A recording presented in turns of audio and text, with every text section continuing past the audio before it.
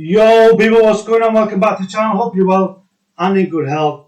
Okay, if you're new here, please do like, share, subscribe.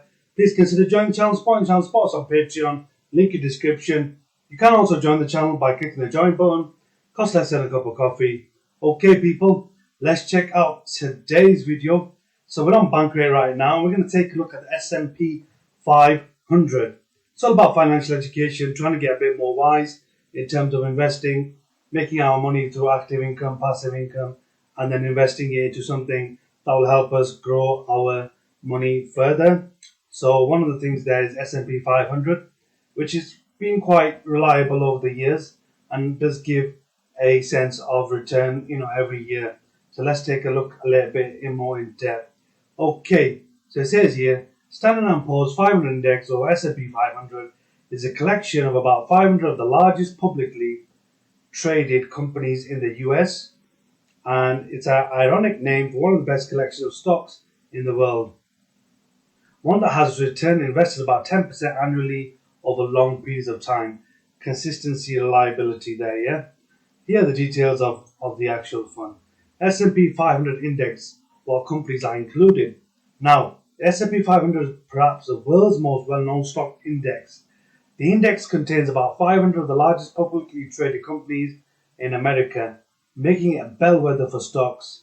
So it includes stocks across all, sectors out there of the economy, and it's been defined by the GICS classification system.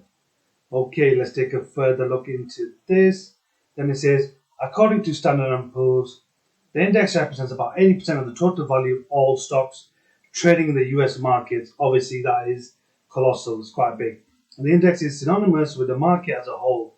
When people ask how the market did today, they're often referring specifically to the S&P 500. This goes to show most people have got, if they are investing in stocks, the S&P 500 index is one of the main ones out there. Tens of trillions of dollars are invested in the companies in the index. And investors can own those companies directly or buy a fund tracking the whole index. If they buy an index fund, they'll get immediate diversified exposure to the hundreds of companies contained in the index, right? So, for a company, it's quite valuable to be included in the index itself. When a new firm is added to the S&P 500, all the funds tracking the index must rebalance their holdings. They'll have to go to the market and buy the new stock, joining the index, and obviously selling the old one, leaving it. And when the net new money is added to an S&P 500 index fund, the fund company must buy the stocks in it. All that buying helps keeps the stocks in the S&P 500 running high, right? A strong stock price makes it cheaper for a company to raise money by issuing new shares, and generally makes the firm more attractive. More people are looking to invest and make money over time. So being added to the index is not only prestigious, it's also financially viable and valuable. How does a stock get added to the S&P 500? Well, basically, it has strict criteria for being admitted into the flagship index, and companies are admitted on a quarterly basis if they fulfill the criteria. So it's pretty strict, pretty tough to get in, and may also be replaced and removed as well.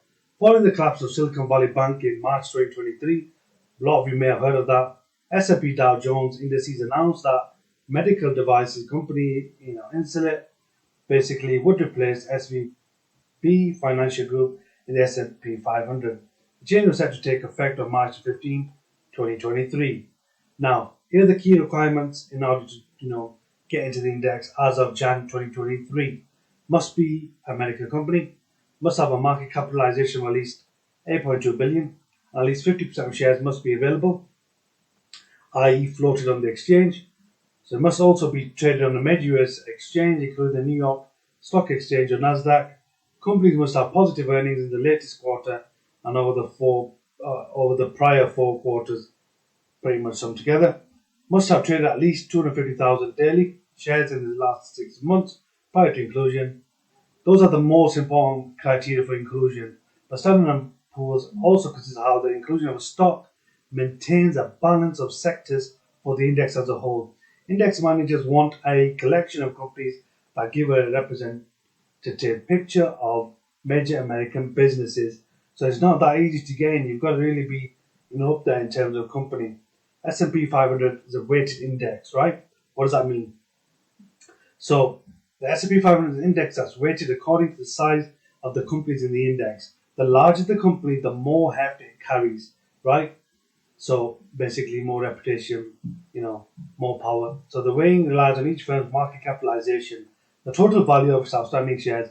A larger firm carries a larger weighing in the index, though Standard & Poor's makes some adjustments based on how much of the stock is actually, floated or traded in the market versus how much is held off the market. The price of the S&P 500 index that you see quoted, for example, 4,301.56 is measured in points, not dollars. That's the weighted average value of the index's components.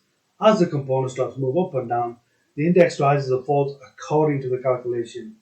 Other popular indexes include the Dow Jones Industrial Average, which tracks 30 stocks across major sectors, and Nasdaq Composite, which follows more than 3,000 companies on that exchange. Well, Dow Jones rings a bell because I used to work in a bank in the UK, and part of my role was to work with Dow Jones and relevant elements around that. So, what are the largest companies in S&P 500? So we can take a look here. Number one, obviously Apple. You've heard of Apple. The mobile phones, the MacBooks, the tablets, smashing it at number one. Followed by Microsoft. Obviously, everybody's heard of Microsoft. Amazon. Nearly most people that would have bought something off Amazon. Alphabet Class A. Then you got Berkshire Hathaway. Obviously, Warren Buffett, the billionaire. That's his firm. Alphabet Class C. Nvidia Corporation. ExxonMobil, oil and gas. United Health Group, and then Tesla. Obviously, Elon Musk. Now that's the top 10 companies on the index. So it's worth knowing that these 10 stocks alone made up about 25% of the total value of the index, right? And the other 490 or so stocks represent the remaining 75%. Basically, it goes to show that these top 10, they are the big players, they're the colossal players, they're the giants in this industry, right? And they're the ones who make up most of the index itself, and then the rest of them make up the rest of it. Okay, people, that was a quick introduction into the S&P 500, just to give you a little bit of overview so you have a better understanding what it is, how it works, and which kind of companies are included. If you enjoyed the video, please do like, share, subscribe, comment below, let us know what you think. Join the channel, support us on Patreon, link in the description. Don't forget to click the notification bell if you're following us on TikTok. Also follow us there. Please support the channel so we can bring you more great financial education, crypto, and also elements around masculinity and how you can be a better man in today's society. And obviously getting your finances right and getting your financial education right will be part of that journey. Okay, gladiators, let's make some guala.